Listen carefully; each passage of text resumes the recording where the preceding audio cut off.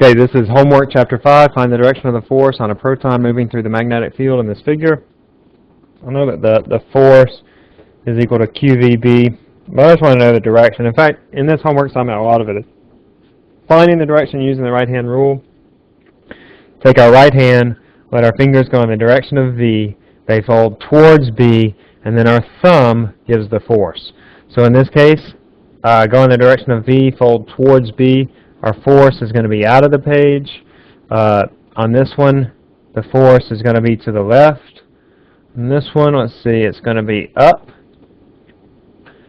This one, the force is going to be to the left. Right, V, to the left. Here, the force is also going to be to the left. And this one, the force is going to be out of the page. Now, if the particle is a negative particle, just redrawing all of these is just going to be the exact opposite. So just following down here, these are the forces for a negative particle. It's just the exact opposite for each of them. Looks like that. Find the direction of the magnetic field acting on the positively charged particle, which is moving as shown in these figures. All right, this is just sort of working backwards with the right-hand rule. Now you know the force, and your thumb goes in the direction of the force. And I'm just going to write the answers here. Magnetic field points up, and the magnetic field points to the left.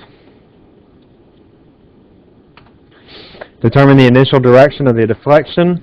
All right, again, you want to find the direction of the force. On this first one, also making point, is it a positive or negative particle? On this first one, V is down. So if it was a positive particle, the force would be out of the page, but it's not. It's a negative particle, so the force is into the page. All right, so that means that it's going to bend initially into the page. On this one next to it, our force acting on this particle when it enters the magnetic field is going to be in this direction. That means that this thing is going to follow a path that's sort of like that, circular. It pulls it into a circular path. Likewise here, our force is in the downward direction, so it's going to follow a path that's circular in that way. And here, the B and V are anti-parallel. That means they're in opposite directions but parallel to one another, and the force is 0, so the charge is going to keep going straight. The equator near the surface of the Earth, magnetic field is 50 microtesla.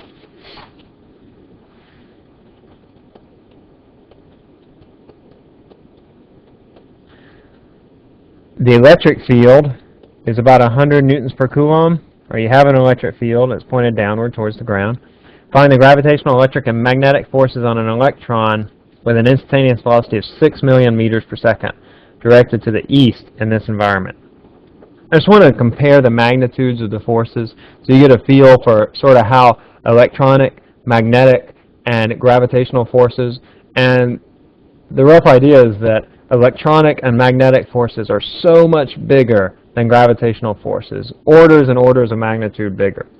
So let's just calculate G first for an electron. So this should be G, which is the mass times gravity, 9.11 times 10 to the minus 31 kilograms. That's the mass of an electron times 9.8. That's equal to 8.9 times 10 to the minus 30 newtons. The force due to the magnetic field is equal to QVB. It's 1.6 times 10 to the minus 19 coulombs.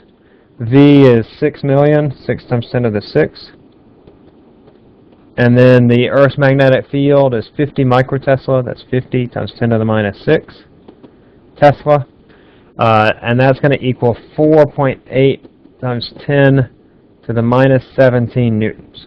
And then finally, Fe is equal to Q times E.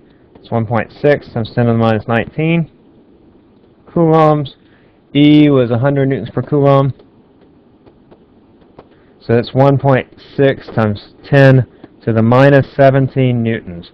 So notice that FB and FE are 10 to the 13 orders bigger than the gravitational force.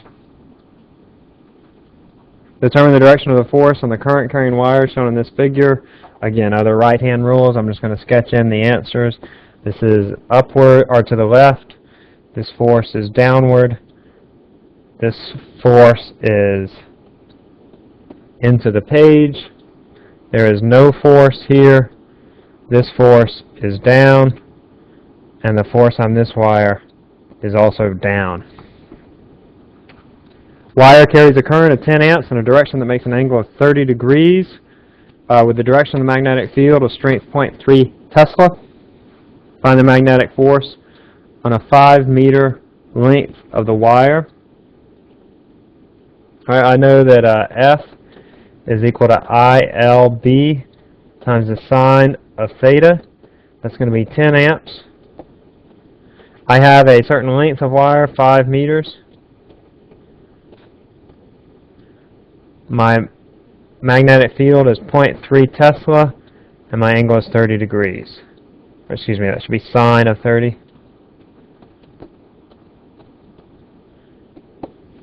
And that gives me 7.5 newtons. So I have this wire within a magnetic field, and it feels a force of 7.5 newtons. Okay, a current 17 milliamps is maintained in a single circular loop with a circumference of 2 meters. Magnetic field is 0.8 Tesla, parallel to the plane of the loop. What is the magnitude of the torque? Well, I know that torque is equal to N times B times I times A, where N is the number of loops. In this case, it's a single loop, so N is just going to be 1. B is given, I is given, A is not given, but the circumference is given. 2.00 meters is their circumference. That's equal to 2 pi times R. So I can solve this for R is equal to 1 over pi. And then I want to know the area is equal to pi times R squared. So that's pi times 1 over pi squared. So my area is 1 over pi. You can find the number for that, but I'm just going to leave it as pi. And I put it in here. My magnetic field is 0.800 Tesla. My current is 17 milliamps. That's 0.017 amps. And my area is 1 over pi meters squared. That gives me 4.3 times 10 to the minus 3. And remember, I'm talking about torques here because this loop spins like in a generator or electric motor, and so the units for torque are Newton meters. Proton moves freely in a circular path perpendicular to a constant magnetic field. Proton takes 2 microseconds to complete 1 revolution. Determine the magnitude of the magnetic field. Okay, really, I just know a few things. That the period is 2 times 10 to the minus 6 seconds, 2 microseconds. It's a proton, so I know Q. It's 1.6 times 10 to the minus 19 coulombs. I also know the mass of a proton is 1.67 times 10 to the minus 27. And, well, that's really all I know. So, this particle is traveling in a circular path, and the force that provides the centripetal force is equal to the magnetic force. Or rather, let me say that the magnetic force is equal to the centripetal force. Those two, the magnetic force is the centripetal force that causes the circular motion. So I can set the two equal, and this is QVB equals mv squared over r. But I'm not given v. However, I am given the circumference, or excuse me, the period, and I know that v is related to the period as distance. That's the circumference of the circle divided by the period. But first, let's just simplify this a little bit. I'm sort of getting ahead of myself. I'm looking for the magnetic field, so that's going to be mv over qr. One of the v's cancels out, and then I can substitute in for v this expression up here, so I get m 2 pi r over QRT. And then my radius cancels out, which is a good thing because I don't know it anyway. So I have M 2 pi over QT. I know all of those values, M 2 pi over QT. If I put them in, all the ones that I know up here, I get the magnetic field, which is 0.033 Tesla. Find the direction of the current in the wire that would produce the magnetic field. Again, the right-hand rule, in this case, you let your thumb go in the direction of your current, and then your fingers wrap around. So for this one, your thumb points up, your fingers point into the page over here, and point out of the page over here. Similarly here, the current goes in that direction, and here the current comes out of the page, coming towards you like an arrow. Okay, I changed this problem a bit, quite a bit actually.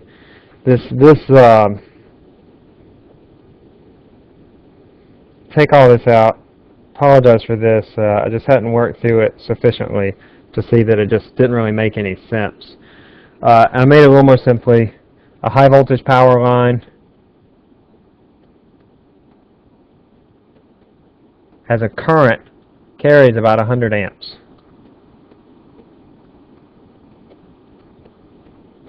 Carries 100 amps. What is the magnetic field 100 meters from this section of power line? So the magnetic field due to a long straight wire is mu naught I over 2 pi R. R is the distance from the power line in this case.